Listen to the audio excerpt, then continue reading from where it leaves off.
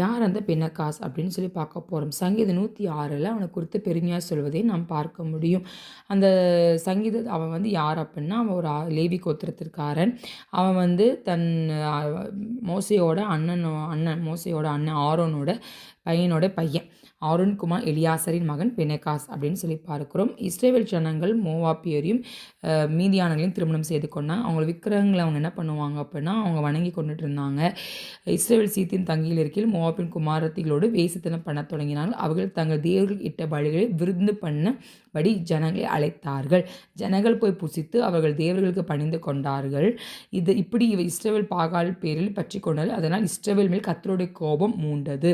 அந்த வாதையினால் செத்தவர்கள் 24,000 பேர் அப்படின்னு சொல்லி பார்க்குறோம். அப்போ எல்லாரும் என்ன பண்ணால் கண் கலங்கி நிற்கிறாங்க, என்ன பண்ணலாம் அப்படின்னு. அப்பொழுது மோசே இஸ்ரவேல் புத்திராகிய சபை அனைவரும் ஆசாரிப்பு கூடார வாசல் முன்பாக அழுது கொண்டு நிற்கையில், இங்கே பேசிகிட்டு இருக்கும்போது அங்கே என்ன நடக்குது அப்படின்னா, அவர் கண்களுக்கு முன்பாக இஸ்ரவேல் புத்திரர் ஒருவன் ஒரு மீதியான என்ன பண்ணுறான் அப்படின்னா கூட்டிகிட்டு போகிறான். இதை பார்த்த பினகாஸ் என்ன பண்ணுறான் அப்படின்னா, சபையில் எழுந்து நின்று அவங்க பின்னாடியே போகிறான். வேஸ்தனம் பண்ணும் அறையில் அவன் போய் 2 பேர் என்ன பண்ணுறான் அப்படின்னா, அவன் வந்து ஈட்டினால் என்ன பண்ணான், உருவ போய் அவர்களை குத்தி போட்டான் அப்படின்னு சொல்லி பார்க்குறோம். இதை பார்த்த ஆண்டவருக்கு, இதை பார்த்த இஸ்ரவேல் இதை பண்ணனால அங்கே என்ன ஆயிடுச்சு, வாதி நின்று போயிடுச்சு அப்படின்னு சொல்லி பார்க்குறோம். கர்த்தர் மோசேகிட்ட சொல்கிறாரு, இதனால் நான் என்ன பண்ணுறேன் அப்படின்னா, நான் வந்து அவங்கள ஆசீர்வதிக்கிறேன், பினகாசனை ஆசீர்வதிக்கிறேன்னு சொல்லி என் நிமித்தம் அவர்கள் நடுவில் பத்தி வைராக்கி காண்பித்ததினால் நான் இஸ்ரவேல் புத்திரரோடு மேலும் உண்டான என் குக்கரத்தை திருப்பினான். ஆகையால் இதோ அவனுக்கு என் சமாதான உடன்படிக்கையை கட்டளையிடுகிறேன்.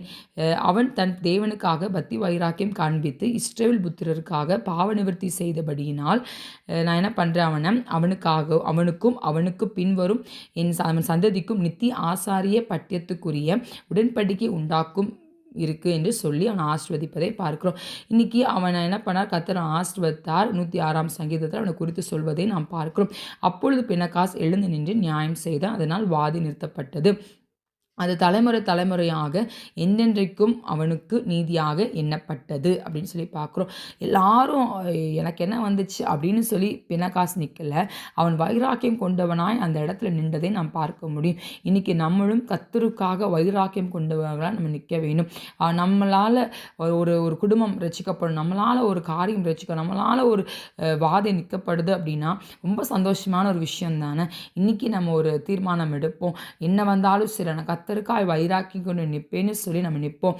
பினகாஸ் நின்றனால கர்த்தர் அந்த வாதை நிறுத்தி வைத்தார். அவனுக்கு ஆசாரிய பட்டத்தை என்ன பண்ணார், அவனுக்கு கொடுத்ததை நாம் பார்க்க முடியும்.